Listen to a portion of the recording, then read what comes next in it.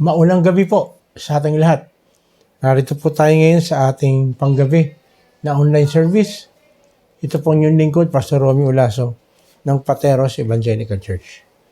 Ang pag-uusapan po natin ay tungkol sa tinatawag po nating kaligtasan. No?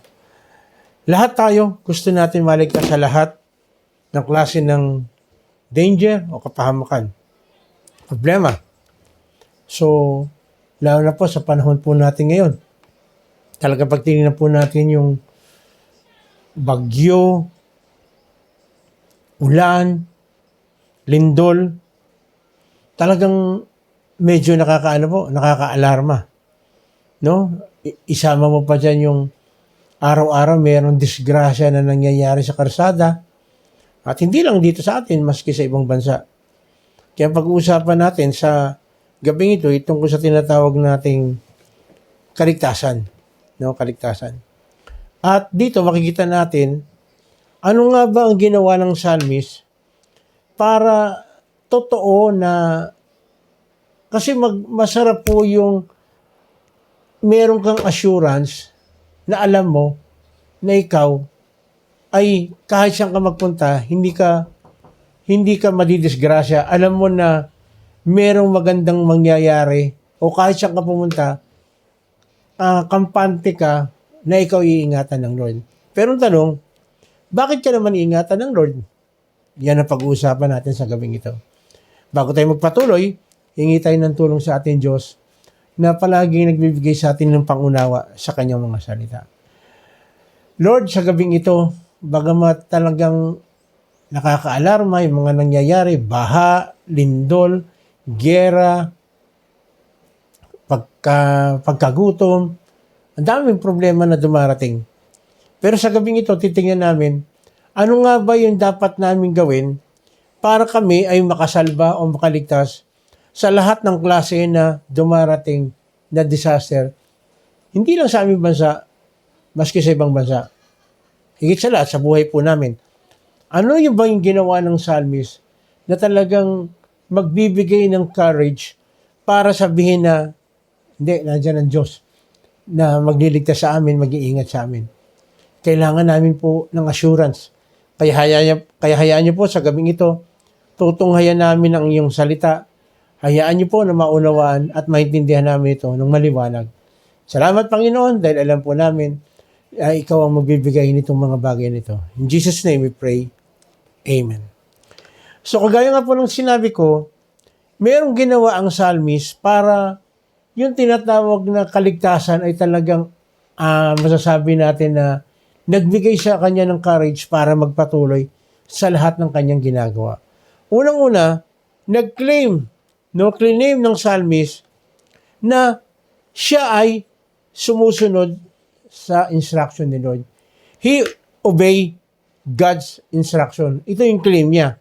Kaya sabi niya sa awit 119 verse 153, ang taglay kong paghihirap ay masdan mo at lunasan, pagkat aking sinusunod ang banal mong kautusan. Well, kapag alam mo sa sarili mo na totoong sumusunod ka kay Lord, meron kang guts to claim that you obey God's commandments. Tama ba? No, hindi ka mangingimi na sa Lord. Parang ganito. Sa nanay at tatay mo. Kapag alam mong nasa tama ka, halimbawa, biglang may nangyari sa'yo, sasabihin sa halimbawa ng nanay at tatay mo, alam mo kung hindi mo sana ginawa ito, hindi sana nangyari sa'yo yan. Kung ikaw, alam mo na hindi ka gumawa ng mali, sasabihin mo kagad sa nanay at tatay mo, Nay, tay, hindi naman po ako nag-umpisa. Siyang gumawa, siya ang nanggulo, kaya nangyari itong bagay na ito. Meron kang guts na sabihin itong mga bagay na ito. Kagaya nitong sinasabi nitong psalmist. No?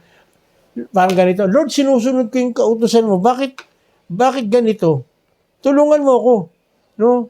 Sumusunod naman ako sa banal mong kautusan. Bigyan mo ng solusyon itong kinaharap kong problema. Again, kung walang pagsunod o walang sabihin natin na alanganin ka, wala kang boldness na para sabihin itong mga bagay na ito. No? Kaya sabi sa awit 44:17, sa ganitong karanasan, kami lubhang nagtataka, ikaw na may nakaukit sa isip at alaala at ang tipan mo sa amin sinusunod sa tuwina. So again, merong boldness to claim that obeying God's promises. Bakit? Ito, kiniklaim niya, tinatanong na niya, no? Lord, nakaukit ka naman sa isipat ko't alaala at ang tipan mo sinusunod sa tuwina. Bakit nangyayari itong mga bagay na ito? So again, nagkiklaim. Inaangkin niya na siya sumusunod kay Lord. Again, hindi mo magagawa, masasabi itong bagay na ito kung ikaw mismo sa sarili mo, meron ka talagang alam mo na may mali ka, hindi ka makakalapit. Pero dahil alam ng psalmist na siya ay sumusunod sa sinasabi ng salita ng Diyos, kaya meron siyang boldness na tanungin ang Lord. So again, pwedeng magtanong, pwedeng i-claim mo kay Lord na, Lord, sumusunod naman ako sa iyo. Please, lunasan mo itong aking problema. No? Kaya nga, sabi, kapag ikaw ay malinis at wala kang tinatago sa sarili mo, andali mo magsabi. Andali mong idepensa yung sarili mo. Kahit nga sa husgado Kapag alam mo hindi naman ikaw talaga may kasalanan, may boldness kang sabihin. At makikita mo, detalye, masasabi mo yung lahat ng bagay dahil alam mo na wala kang naiisip na nagawa mo pagkakamali. Pangalawa, na ginawa ng psalmist, kaya yung kaligtasan, talagang merong natamo siyang kaligtasan, letter B, he trusted God's promises. Totoo po ito. Kapag giniklaim mo na ikaw ay talagang sumusunod kay Lord, alam mo yan, yung kanyang mga pangako pwede mong panghawakan. Kaya sabi niya sa awit 119, 154, sabi gano'n, ako'y iyong ipagtanggol at ako ay tubusin dahil iyan ang pangakong binitawan mo sa akin. No? If the psalmists are not obeying diligently God's instruction, malamang wala si David boldness to God's promises.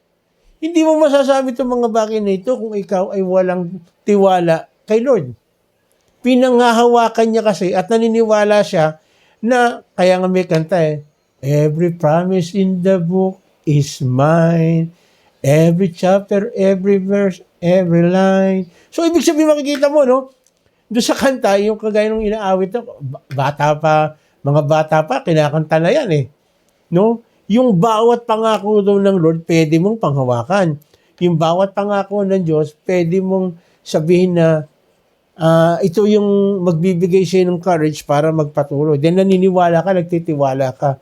Kaya naman sabi sa Jeremiah 50, verse 34, sabi rito, ngunit makapangyarihan ng kanilang manunubos, referring to sa God.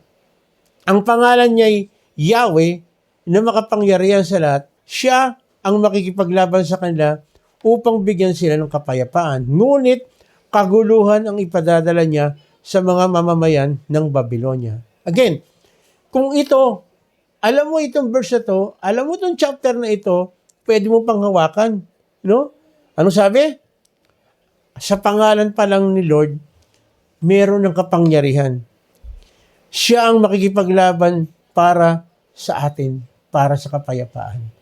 Kaya nga po, palagi nating ini-encourage, palagi nating sinasabi, mag-meditate tayo ng Word of God. Bakit? Hindi lang ito nag-uutos sa atin. Kapag ginawa natin yung sinasabi, palagi may kalakip ito na sinasabi na may pangako ang Diyos. Kapag ginawa mo itong bagay na ito, ito ang mangyayari sa iyo. At ganoon din, pagka hindi mo naman ginawa yung sinasabi, hindi mo mararanasan yung pangako. Ang nakakaranas ng pangako, yung mga sumusunod. No, kapag hindi ka naman sumunod, ikaw ang mananagot. Hindi mo makakamtam yung sinasabing pangako. Pangatlo, na matatawag natin, kaya ligtas na ligtas at talagang kampante ang psalmist. Bakit? Letter C, he trusted God's justices. Awit 119, verse 155. Iyang mga masasamay tiyak na di maliligtas. Dahilan sa kautosang hindi na ginanap. Simple lang. Pag di natin sinunod ang kautosan ni Lord, punishment will come. But if we obey God's, if we obey God, blessings will come. Which, ito naman talaga ang gusto ng ating Panginoon, na magtiwala tayo sa justice ng Lord. Kaya nga, palagi natin pinangangalandakan, ang mga anak ng Diyos o lingkod ng Diyos o nagtitiwala kay Lord, hindi mo kinakailangan gumanti doon sa mga tao na gumagawa ng masama sa atin. Bakit? Bahala si Lord. Of course, palagi kong sinasabi ito, hindi naman natin pinagpe-pray, Lord, ayan nakikita nyo, inaargabyado ako, bahala na kay Lord. Tirahin nyo na. Wala tayong ganun. Bahala si Lord. Dahil yung justice ni Lord, palaging nandun. Palaging yung justice ni Lord, palaging naka-align doon sa mga taong nagtitiwala sa Kanya. Doon sa mga tao na talagang sumusunod doon sa Kanyang mga kautusan. Kaya ulitin ko, sabi niya sa 155, iyang mga masasamay tiyak na di maliligtas. So kapag ikaw, sino ka man, may ginagawa kang injustices sa iyong kapwa, gumagawa ka ng di tama, sigurado, merong mangyayari sa iyo na hindi maganda. Again, palagi ko sinasabi, hindi po ito karma. Ang tawag po ng Bible nito, justice ng Lord doon sa mga tao na talagang nananatiling tapat sa Kanya in spite na merong gumagawa o merong tinatawag tating persecution. Bahala si Lord. No? Pero again, hindi natin pinagpe-prayan. Kasi, di ba, palagi natin sinasabi, ang isa sa mga utos ng Diyos, mahalin natin ang ating kaaway. Kaya walang room para sa atin yung mag-isip ng masama sa kapwa natin. Kung talagang mananampalataya tayo, hindi natin iisip ng masama sa ating kapwa. Actually, sinasabi nga ng Mateo, di ba? Ipanalangin natin yung gumagawa ng hindi masama na magkaroon ng linaw ang kanyang isipan. Kasi ang malalagay sa buhay ng taong ito, malalagay siya sa alanganin. At ayaw natin yun. Ayaw din ng Lord na mayroong mapapahamak. Kaya nga namatay siya sa krus para sa akin, para sa ating lahat. Para tubusin tayo sa ating kasalanan. At hanggat maaari gusto ng Lord, maligtas ang lahat ng tao. Ayaw niya na mayroong madidisgrasya o mapapahamak. Kaya again, kailangan natin magpatuloy kay Lord. Kahit na anong mangyari, panghawakan natin ang kanyang mga pangako, yung kanyang justices. Kaya sabi niya rito sa Deuteronomy 15:5-6, kung makikinig kayo sa kanyang tinig, referring kay Lord, at susunod sa kanyang mga utos na sinasabi ko sa inyo ngayon, nangako si Yahweh na kayo'y pagpapalain niya, hindi na kayo mangungutang kanino man, sa halip ay kayo na magpapautang sa maraming bansa, hindi kayo masasakop ng sino man, sa halip kayo ang mananakop sa maraming bayan. So dito kitang-kita natin na kung tayo lamang ay magtitiwala sa justice ng Lord, no? Nakikita natin dito na si Lord, no? Siya ang gagawa ng paraan para tayo ay pagpalain. At magugulat ka, itong mga taong ito na gumagawa sa atin ng hindi maganda, merong mangyayari sa kanila na hindi maganda to the point na lalapit sila sa atin para humingi ng favor. Hindi dahil magaling tayo, hindi dahil sa napakabait natin, kundi sumunod lang tayo doon sa pangako ng Diyos, sumunod lang tayo doon sa kanyang kautusan, nang humawak lang tayo sa kanyang mga pangako at naniwala tayo na ang kanyang justice ay palaging ipagkakalaw doon sa mga tao na patuloy na lumalapit at nagtitiwala sa Kanya. Kaya sa gabi ito, isipin natin, nakakaranas ka ba ng injustices? Nakakaranas ka ba ng tinatawag natin na paghihirap? Nahihirapan ka ba? Nakaranas ka ba ng parang masasabi natin na pag-uusig ng ibang tao? Huwag tayong matakot. Meron tayong kaligtasan. Si Lord ang bahala. Si Lord ang gagawa ng paraan para yung kanyang mga pangako na sinabing hindi niya tayo iwanan, hindi niya tayo bibitawan, ay mangyayari. At pagka naniwala tayo ng ganon, makaranas man tayo ng injustices, temporary lang yan. Kasi ang nagbibigay talaga ng justice ay walang iba kundi si Lord. Maaring hindi natin makamtam sa mundong ito yung justice, pero hindi matatapos ang mundong ito, mawawala ang mga tao na hindi tayo makakaranas ng justices. Dahil ang ating Panginoon ay God of justice. Sa gabing ito, isipin natin mabuti. Ano na ba yung mga bagay na nangyari sa atin na talagang masabi natin na, Lord, ginagawa ko naman yung tama. Lord, sumasampalataya naman ako sa iyo. No? Lord, naniniwala ako na ikaw ang maglalabas sa akin sa kung ano mang hindi magandang sitwasyon. Bakit? Pangako ng Diyos yan. Pangako ng Diyos yan. Na sinabi niya, ang kanyang mga anak ay hindi niya pababayaan at hindi niya iwanan. Hindi niya tayo pagkukulangin. Bagkus tayo, sabi ng binasa natin kanina, tayo pa ang lalapitan ng mga tao at hihingi ng favor sa atin. Bakit? Kasi ang Diyos na pinaglilingkuran natin ay hindi tayo humihiwalay at ang kanyang mga kautusan ang ating ginagawa. Kapatid, sa mga oras ito, isa lang ang tanong, ikaw ba'y may kaugnayan kay Lord? Kasi may mga kaugnayan sa Kanya, yung tinuturing niyang kanyang mga anak, yun ang nakakaranas lang ng talagang kaligtasan na galing sa Kanya. Iniligtas tayo sa disgrasya, iniligtas tayo sa kapahamakan, iniligtas tayo sa mga tao na gumagawa ng hindi maganda. Ilalayo tayo ng Panginoon sa mga tao na maglalagay sa atin sa alanganin. At pangako ng Diyos, lahat ng mga bagay na kailangan natin ipagkakalob niya. Actually, lahat, as in lahat. At hindi lang ibibigay, pagsosobrahin pa, dahil maraming mga tao ang hihingi ng favor sa atin. Maraming mga tao ang iisipin na talagang tayo ay pinagpala ng Diyos to the point na sila ilalapit sa atin at hihingi ng favor. Hindi ba napakaganda yan? Na pangako ng Diyos? Hindi ba napakaganda niya na kahit hindi ka gumaganti, hindi tayo gumaganti, si Lord ang gaganti para sa atin?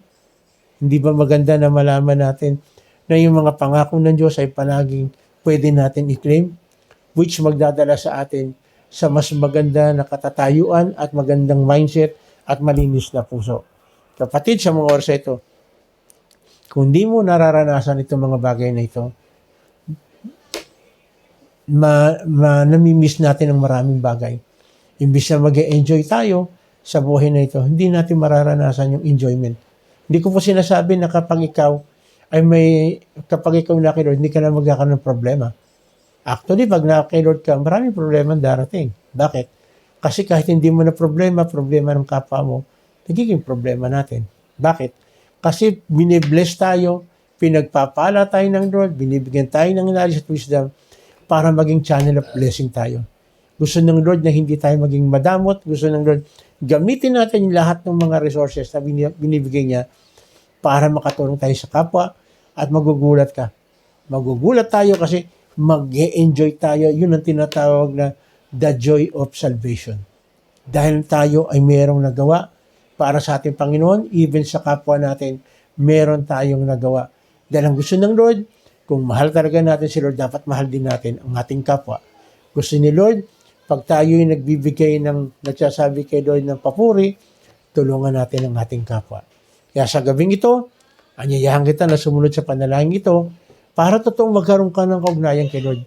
At kapag ikaw nagkaroon ng kaugnayan, pwede ka na mag-claim itong mga pangako ng Lord, pwede mong panghawakan yung pangako ng Lord, pwede mong panghawakan yung kanyang mga justice, at higit sa lahat, tutulungan tayo ng Lord sa lahat ng yugto sa journey ng buhay natin sa mundong ito. Tayo pumikit, tayong manalangin. Panginoon, maraming salamat dahil ikaw isang Diyos na kahit kailan hindi nagpabaya, hindi nang iwan, hindi kami hinayaan sa magulong mundong ito.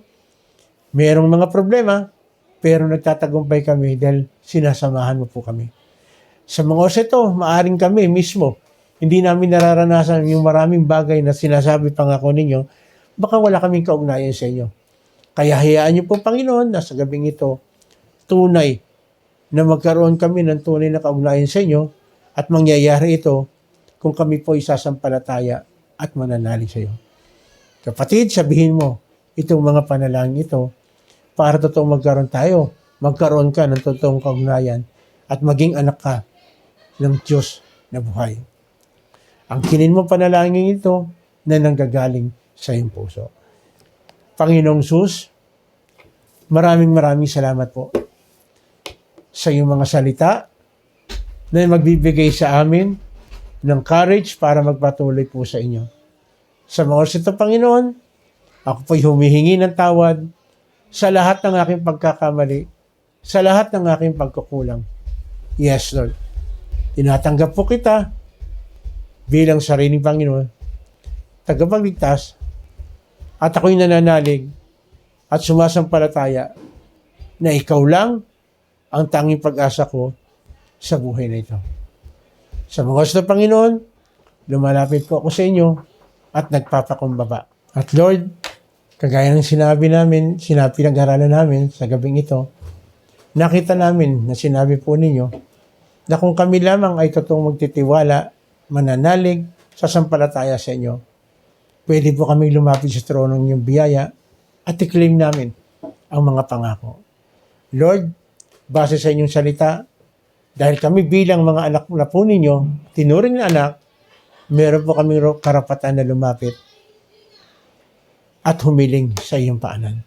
Sa mga oras na ito, Panginoon, kapatid, meron kang physical na karamdaman, ito yung pagkakataon. Sabihin mo sa ating Panginoon, gusto mo ng kagalingan na nanggagaling sa Kanya. Sige, sabihin mo sa Kanya. O meron kang kamag-anak o kakilala na merong karamdaman, in Jesus' name, sabihin mo sa Kanya. I-utter mo, sabihin mo sa Kanya, nabigyan ng kagalingan. In Jesus' name.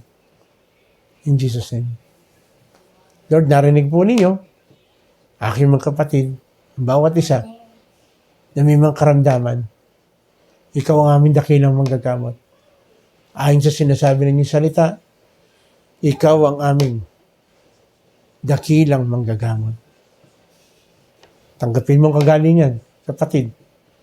Maging doon sa iyong pinanalangin na may karamdaman, tanggapin ang kagalingan ng gagaling sa ating Panginoon. In Jesus' name. In Jesus' name. Kaya na rin, Panginoon, gusto po namin maayos yung aming relationship sa aming asawa, sa aming magulang, sa aming kapatid, sa aming anak, kasama sa trabaho, kasama sa eskwela, kasama sa bahay, sa komunidad namin ginagalawan. Bigyan niyo po kami, Panginoon, ng puso willing magpatawad at puso rin na marunong mag-humble na umamin kung kami nagkamali man. Ipakita po sa amin ng maliwanag ito, Lord. Dahil ayaw namin, Panginoon, na mapulaan ang iyong pangalan nang dahil sa aming pagkakamali. In Jesus' name. In Jesus' name. Gaya na rin, ikaw mismo nagsabi, Lord, na ikaw ang aming great provider. Kaya sa mga oras na, Panginoon, sino man sa aking kapatid, sabi mo sa Panginoon, humingi ka sa Kanya. Humingi ka ng trabaho, bigyan Kanya ng trabaho, na matuto tayo na gamitin ng tama yung mga resources na binibigay sa atin. Matuto tayo na talagang gamitin ng tama yung resources na binigay sa atin ng Panginoon. Na maging masipag din tayo, malakas ang katawan para makapagtrabaho po tayo ng maayos.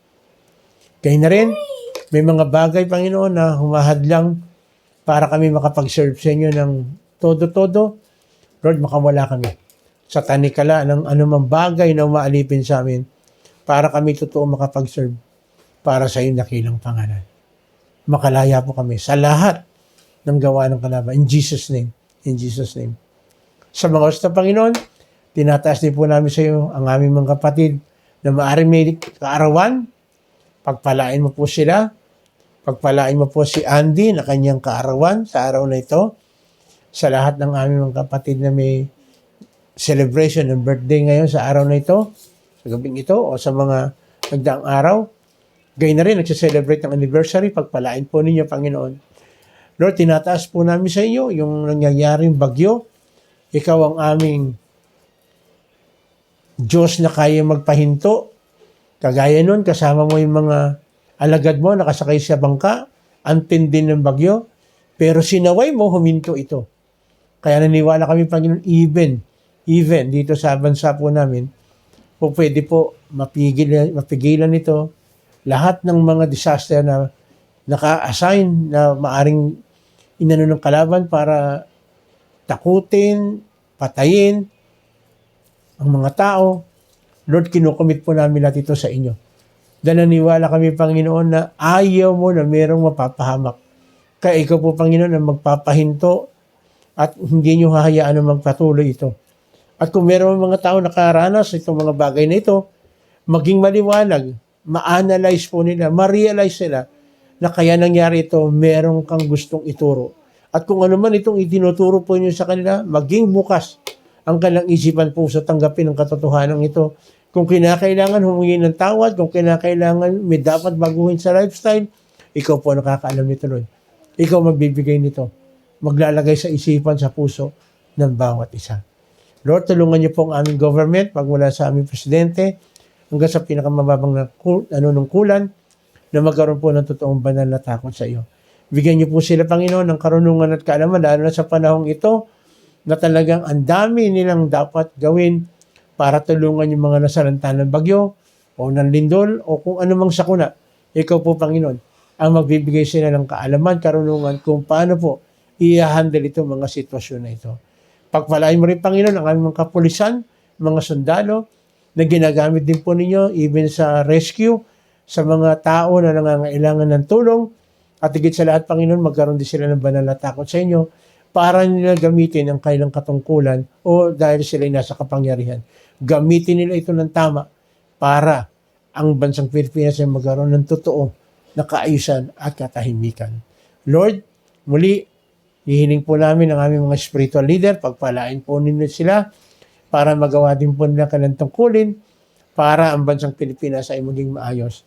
At tutunay na ipagsisigawan namin na ang bansang Pilipinas ay isang Christian country. Muli, Panginoon, pagpalain mo ang bansang Israel. Dahil ikaw mismo nagsabi, ang sino man magpala sa Israel ay yung pagpapalain. Kaya ngayon pa lang, Panginoon, inaangkin namin na mangyayari, magaganap ang lahat ng bagay na ito kasi hinihingi po namin ito sa pangalan ng aming Panginoong Sus. Lahat po tayo magsabi ng Amen. Muli, ito pong yung lingkod, Pastor Romy Olaso, ng Pateros Evangelical Church, nagsasabi, kung meron pa kayong mga katanungan o meron kayong inquiry patungkol sa ating pinag-aralan, pwede po kayo mag-PM sa amin. Lalabas po dyan. Makikita po ninyo. Willing po kami na sagutin ang inyong mga inquiry. Gayun na rin, kung meron po kayong mga prayer request o meron kayong pinalangin sa mga oras ito na sinagot ng ating Panginoon, please, kami po yung humihingi po ng mga pagpapasalamat po ninyo, sabihin lang po ninyo, dahil ito po ay nagbibigay sa amin ng encouragement para magpatuloy kami sa mga gawain kagaya nito. Salamat po. Sa gabing ito, umaasa po tayo ng pagpapala ng ating Panginoon ay nasa ating lahat at ingatan tayo ng Panginoon sa lahat ng pagkakataon. Ito pong yung lingkod, Pastor Romy Olaso, nagsasabing magandang gabi po sa ating lahat, pagpalain po tayo ng ating Panginoong Jesus.